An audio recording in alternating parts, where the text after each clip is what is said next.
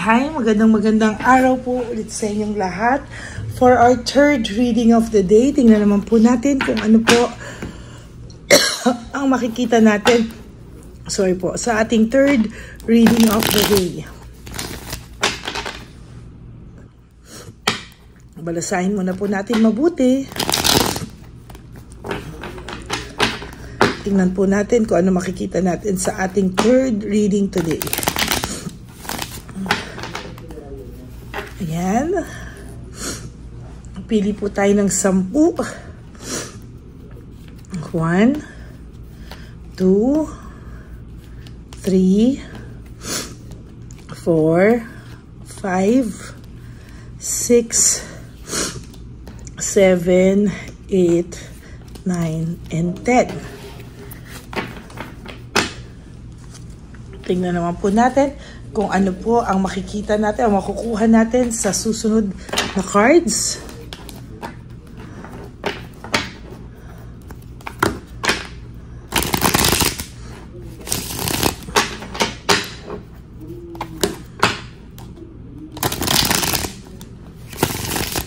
Kamusta po kayo lahat? I hope na napanood nyo na po yung first reading of the day kanina at yung first, second, and reading kahapon, ano? Bago po kayo tumalon dito po sa ating second and third reading. I hope na napanood nyo na yung first and second reading. So, pili po tayo ng 10. 1, 2, 3, 4, 5, 6, 7, 8, 9, and 10.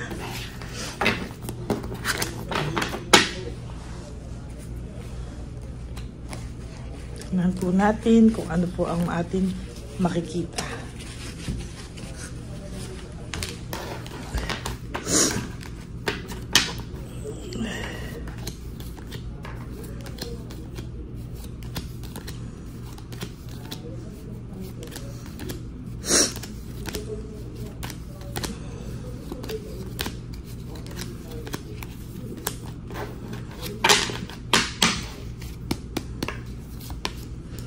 Truth and clarity, no? Sa nakikita ko po ngayon ay lumalabas po ang katotohanan, ano? Naiisip niya po kung ano po talaga ang katotohanan dito sa mga nangyayaring ito sa buhay niya sa ngayon, ano? Nakikita niya po na kung sino ang talagang nagmamahal sa kanya, kung sino po talaga yung nagmamalasakit sa kanya, at kung sino po yung kailangan lang siya.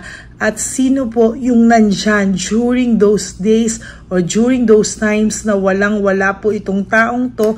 Ngayon niya po nakikita kung sino po ang totoong nagmahal at nagpahalaga sa kanya. Meron po ako nakikita dito na lack of resources, unstable, no? Malamang ikaw po dati ay hindi masyadong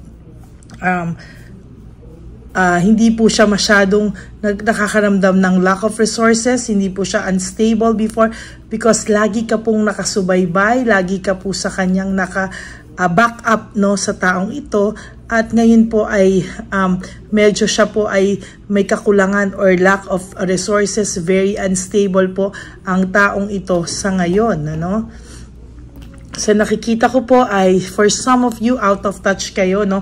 Pero itong out of touch na to, kahit wala kayong communication, for some of you ay trickery po ito, no? Very, very trickery po ito.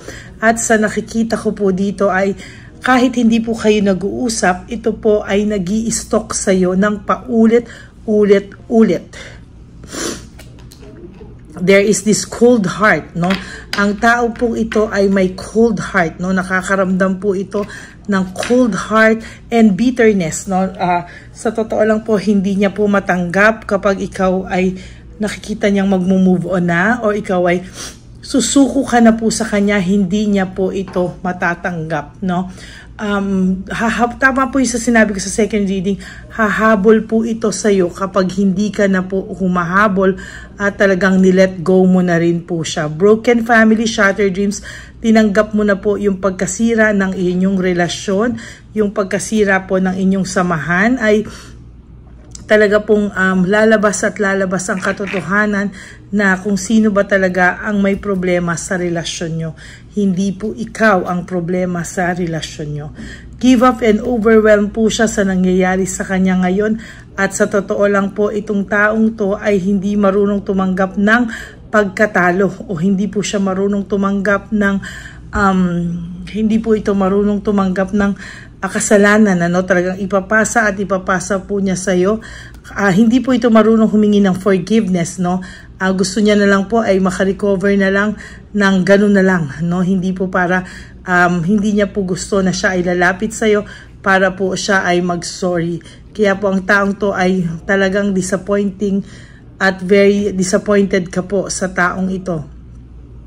Siya mismo naman po ay nakakaramdam na disappointed din po siya sa buhay niya. Pero sa totoo lang po, ang taong ito ay siya mismo po ang disappointment ng sarili niya. At ikaw din po ay nadidisappoint ka po sa taong ito.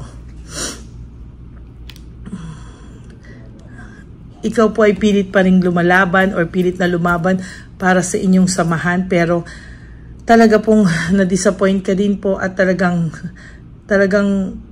unti-unti pong kinain yung pagkatao mo, no? The Tower, shocks, no? The Tower po talaga, sudden shock po sa iyo lahat ng mga nangyayari. May financial loss po itong taong to.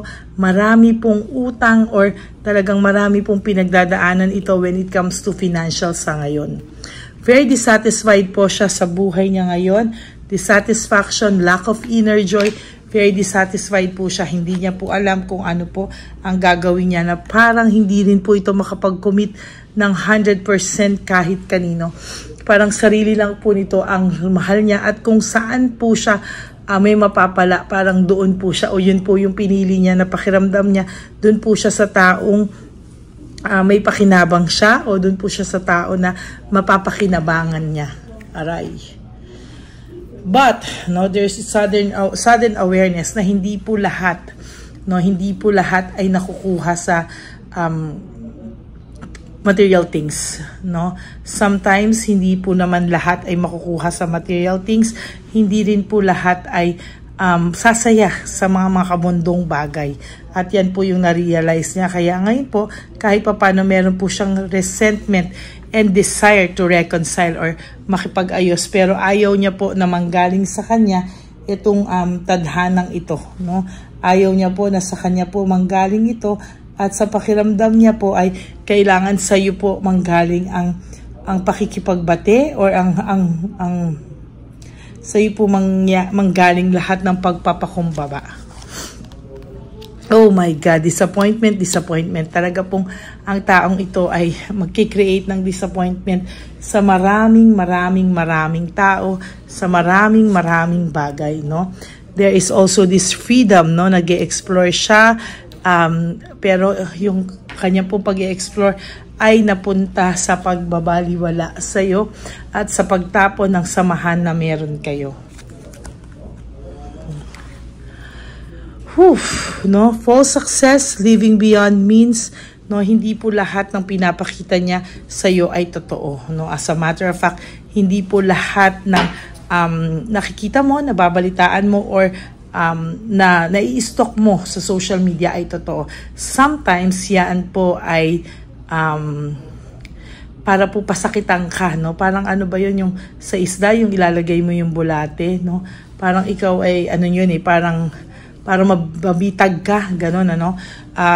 Yun po ang ginagawa niya sa iyo, sa totoo lang, no. Lahat po ng ginagawa nito ay kinakatamaran niya ngayon. Work without result. Wala pong result talaga ano nangyayari dito. As a matter of fact, itong taong pong ito ngayon ay pagod na pagod at talagang disappointed din po siya. Kahit po siya sa sarili niya ay nakakaramdam din po ng matinding disappointment, no. Wala po siyang motivation, lack of passion, uninspired. No, uninspired po ang taong ito, at sa totoo lang po, reversal of failure, no. Sooner or later, mari-reverse po ang inyong tadhana, no. Kaya po, magtiis-tiis ka lang po at huwag ka pong mag-alala, no. Matatapos din po ang iyong mga saloobin, no. Ay, nako. Gusto ko pong kumuha nito, no? Kuha tayo ng 5. Okay, kumuha po tayo ng 5. Okay.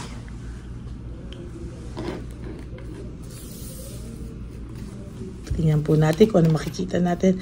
Ayan ang sinasabi ko, I hide behind material things, no? Sa nakikita ko po ngayon, itong taong to ay natukso lang po talaga ng matindi sa material na bagay, no? Hindi niya man po sinasadya, pero talagang nabulag po siya, nadala siya, na akala niya ay gaganda ang buhay niya, nakakatulong ito, sinasagot pati financial niya at sometimes, no? Mas malaki ang pwedeng ibigay kesa sa'yo. Pero sa susunod po, sasabihin ko sa iyo, pagsisisihan niya po yan. I look for you everywhere. Hahanapin at hahanapin ka pa rin po nito kahit saan ka o nasaan ka. Talagang pagsisisihan niya po ang pagkawala mo at marirealize niya po na hindi material na bagay ang magpapasaya sa isang tao, no? Kapag nawala ka na po sa buhay nito, doon niya marirealize na hindi material na bagay ang makakapagpasaya sa tao. Sometimes I stay awake thinking about you. Ito pong taong to ay mag-iisip at mag-iisip sa iyo. Sometimes hindi po ito makatulog at hindi siya makakatulog, no?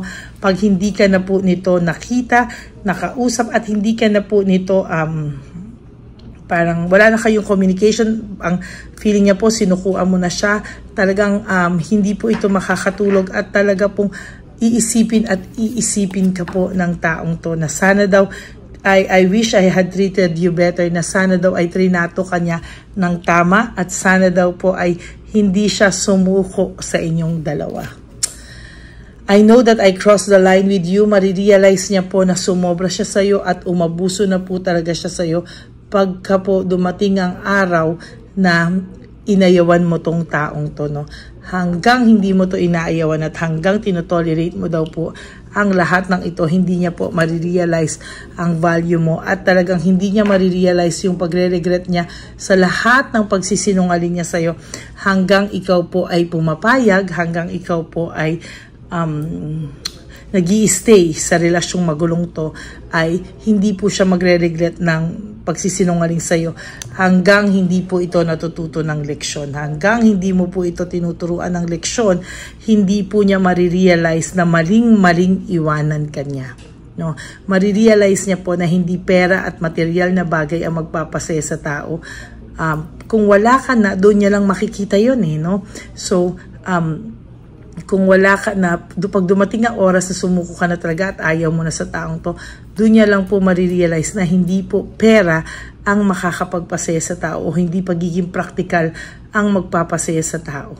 Yun po ang ating third and final reading for the day. Naku, napakabigat po, no? But I hope na naka-resonate po kayo, and if you do, can you please give me a like and comment down below para naman po alam natin kung ano po ang makikita natin, ano po ang nararamdaman nyo sa nakita natin ngayon na reading of the day.